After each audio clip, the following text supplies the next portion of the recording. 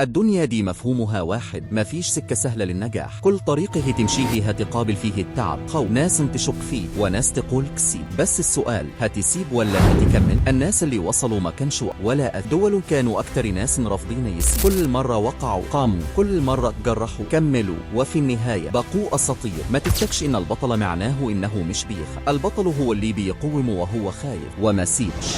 فيه أيام هتصحى وإنت مكسور محبط مش قادر، ساعتها هتفتكر كلامي. القوة مش في انك ما تتعبش، القوة في انك تكمل وانك تعبان. اوعى تفتكر ان خطوة صغيرة ملهاش لازمة، الخطوة الصغيرة هي اللي بتفرق. كل يوم خطوة، كل يوم قرب، وفي يوم هتبص لورا وتقول الحمد لله اني ما سبتش. الناس هتقول مش هتقدر، بس في لحظة هم نفسهم هيسألوا ازاي عملت كده، والإجابة هتكون بسيطة. كمل، افتكر الحلم لسه عايش والطريق لسه مفتوح. اوعى تسيب حلمك يموت، لانك اقوى مما انت متخيل.